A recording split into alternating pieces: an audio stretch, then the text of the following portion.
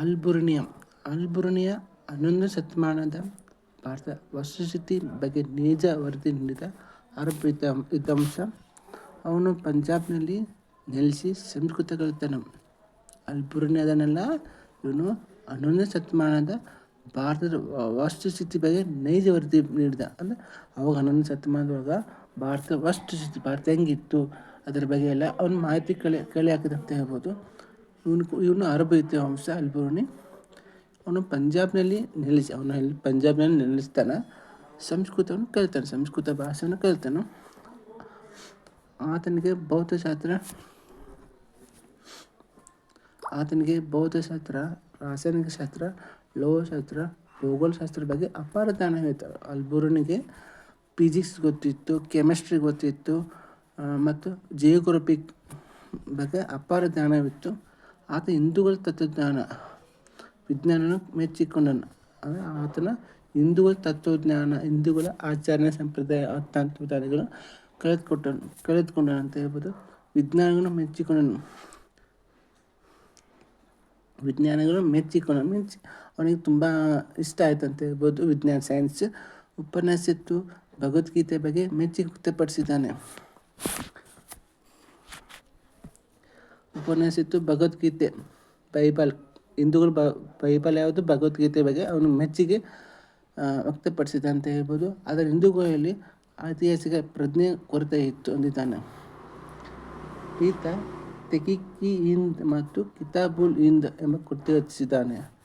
ಅಲ್-ಬುರ್ನಿ ಯಾವ ಕೃತಿ ರಚಿಸಿದ್ದಾನೆ ಎಂದು ಕೇಳಿದಾಗ ತೆಹ್ರೀಕ್-ಇ-ಹಿಂದ್ ಮತ್ತು ಕಿತಾಬ್-ಉಲ್-ಹಿಂದ್ ಎಂಬ ಕೃತಿಗಳು ರಚಿಸಿದ್ದಾನೆ. ತೆಹ್ರೀಕ್-ಇ-ಹಿಂದ್ ಮತ್ತು ಕಿತಾಬ್-ಉಲ್-ಹಿಂದ್ ಕೃತಿ ರಚಿಸಿದ್ದಾನೆ. ಯಾವುದು? ಅಲ್-ಬುರ್ನಿ ಅವರು ರಚಿಸಿದ್ದಾನೆ. ಅಲ್ಲಿದ್ದ ಅನೇಕ ಸಂಸ್ಕೃತ, ಜ್ಯೋತಿಷ್ಯ, ತತ್ವಶಾಸ್ತ್ರ ಕೃತಿಗಳನ್ನು ಅರಬಿಕ್ ಅನುವಾದಿಸಿದ. ಸಂಸ್ಕೃತ ಜ್ಯೋತಿಷ್ಯ ಇರ್ಬೋದು, ತತ್ವಶಾಸ್ತ್ರ ಕೃತಿಗಳನ್ನು ಅರಬಿಕ್ಗೆ ಟ್ರಾನ್ಸ್ಲೇಟ್ ಮಾಡ್ಯಾನ ಅಂತ ಹೇಳ್ಬೋದು. ಅವನು ವರ್ಣನೆ ನಿಂತಿದೆ.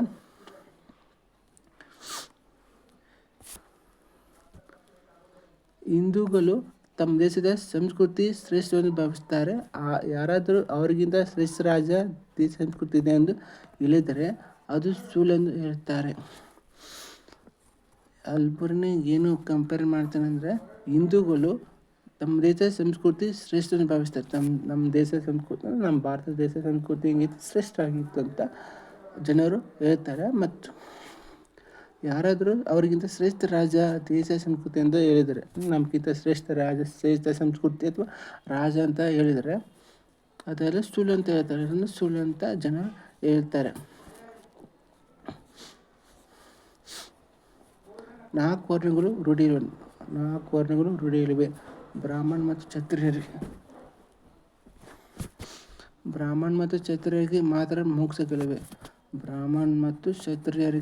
ಮಾತ್ರ ಮೋಕ್ಷಗಳಿವೆ. ಹಕ್ಕಿದಂತ ಹೇಳ್ತಾನೆ ಅಲ್-ಬುರ್ನಿ. ಅವರಿಗೆ ವೇದಗಳನ್ನು ಕಲಿಯುವ ಹಕ್ಕಿದೆ.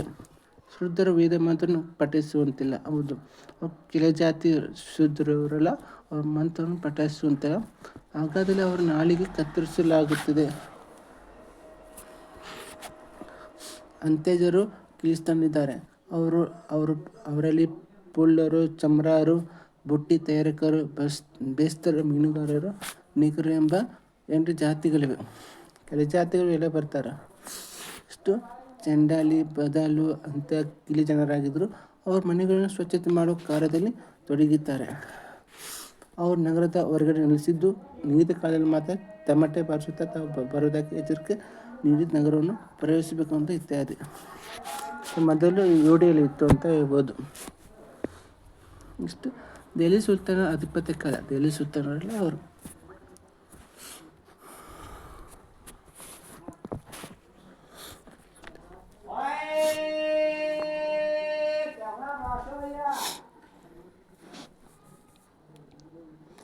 ದೆಹಲಿ ಸುಲ್ತಾನರ ಆಧಿಪತ್ಯ ಕಾಲ.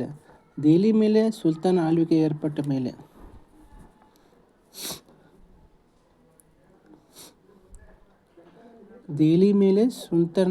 ಏರ್ಪಟ್ಟ ಮೇಲೆ ಅವರ ಆಶ್ರಯದಲ್ಲಿ ಅನೇಕ ಮುಸ್ಲಿಂ ದಾಖಲು ರಚನೆ ಆದವು ಅಂತ ಹೇಳ್ಬೋದು. ಅಷ್ಟು ಅಮೀರ್ ಖುಸ್ರು, ಭಾರತದ ಗಿನಿ ಅಂತ ಕರೀತಾರೆ ಅಮೀರ್ ಖುಸ್ರು. ಅಮೀರ್ಕೋಸ್ಕರ ಭಾರತ ಗಿನಿ ಅಂತ ಕರೀತಾರೆ. 1252ರಿಂದ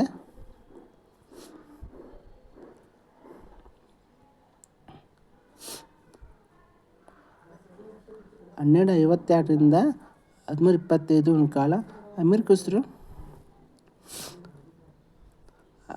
ಖುಸ್ರು ಜಲಾವುದ್ದೀನ್ ಖಿಲ್ಜಿ, ಅಲ್ಲಾವುದ್ದೀನ್ ಖಿಲ್ಜಿ, ಮುಬಾರಕ್ ಶಾ, ಗಿಯಾಸುದ್ದೀನ್ ತುಘ್ಲಕ್ ಸೇರಿದಂತೆ ಒಟ್ಟು 7 ದೆಹಲಿ ಸುಲ್ತಾನ ಆಳ್ವಿಕೆಯಲ್ಲಿ ಮುಸ್ಲಿಂ ಚರಿತ್ರೆ ಆಯಿತು ಅಂತ ಹೇಳ್ಬೋದು. ಅಂದರೆ ದೆಹಲಿ ಸುಲ್ತಾನ ಯಾರ್ಯಾರ ಆಳ್ವಿಕೆ ಒಳಪಟ್ಟಿದೆ ಅಂದರೆ ಮುಖ್ಯವಾಗಿ ಅಮೀರ್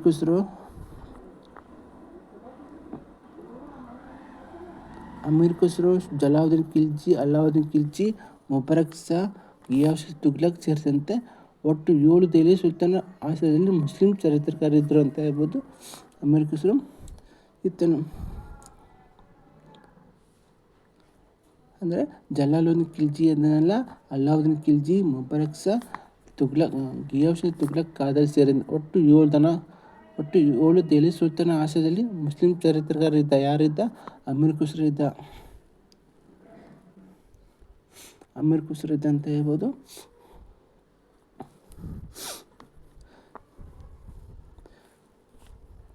ಈತನು